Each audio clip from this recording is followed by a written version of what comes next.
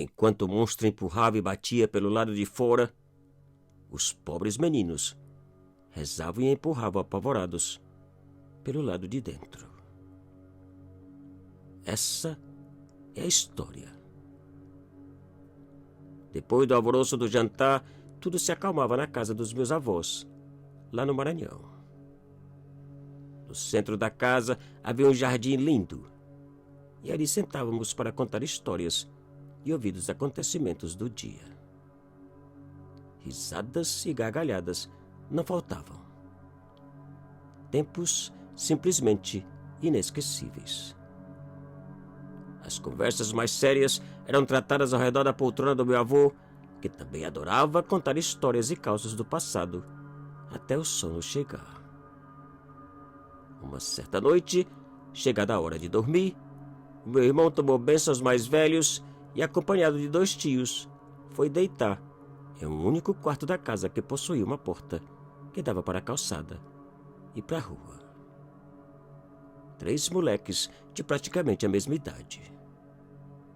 Rezaram e, depois de algumas risadas, apagaram as lamparinas e pegaram no sono. Por volta da meia-noite, foram acordados de supetão por um enorme empurrão dado contra a porta que dava para a rua.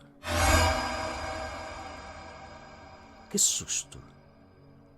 Assustados, perguntaram o que havia sido e um deles respondeu cochichando: "Parece que alguém está tentando abrir a porta." Sentados nas camas, os 3 olhavam para a porta sem poder acreditar. Segundos depois, outro empurrão. Agora, sem a menor dúvida do que tinham ouvido, os 3 levantaram e, apavorados, correram até a porta e puseram-se contra ela, empurrando, no intuito de evitar que fosse aberta. O medo começava. Minutos passaram e eles permaneceram na mesma posição, em silêncio. "Parece que desistiu", cochichou um deles. "Vamos chamar alguém", disse outro. E naquele instante a porta foi chacoalhada por um outro empurrão. O medo aumentava. "Ninguém sai daqui", ordenou o mais velho. "Empurra com toda a força", acrescentou. E os 3 empurraram. Poucos minutos depois, outro empurrão, agora acompanhado de uma forte pancada. "Que será isso? Quem será?" perguntou o mais novo, quase chorando. Outro empurrão e outra pancada. O medo e desespero dos 3 era quase insuportável. E sem nada mais poder fazer, os meninos começaram a rezar num pedido conjunto de socorro a todos os santos.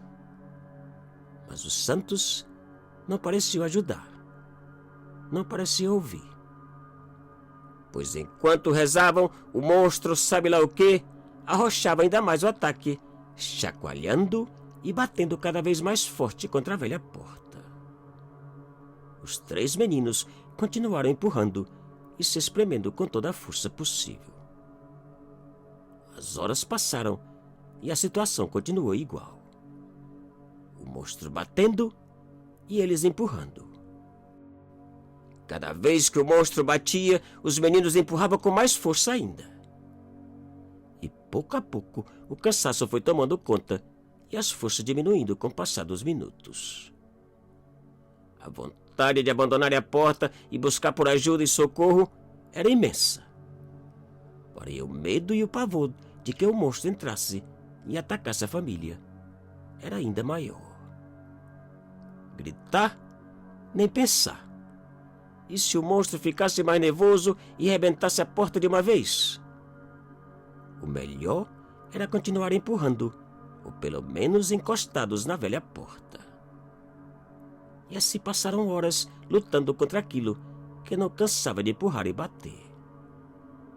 No entanto, o cansaço e o desespero dos meninos aumentava. Mas apesar do cansaço, das câimbras nos braços e nas pernas, o único jeito era lutar, era empurrar ou encostar e esperar que o monstro desistisse ou desaparecesse com o amanhecer do dia. E esperaram. E as horas passaram.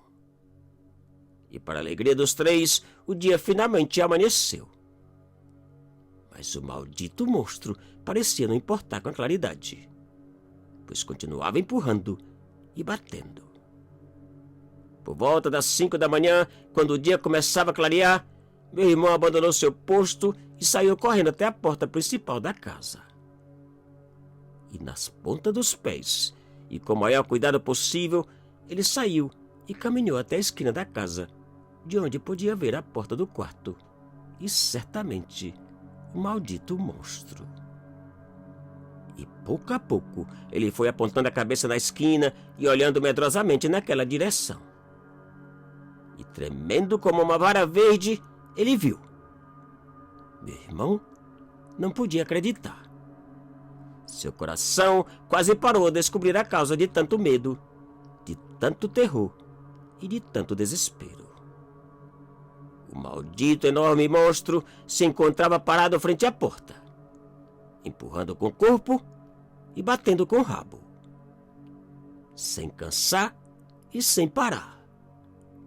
E ao aproximar-se do monstro e da porta, meu irmão caiu de joelhos, esgotado, exausto e gritando para os tios: é uma vaca!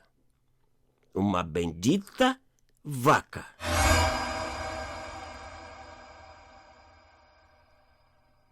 Te cuida e muito obrigado.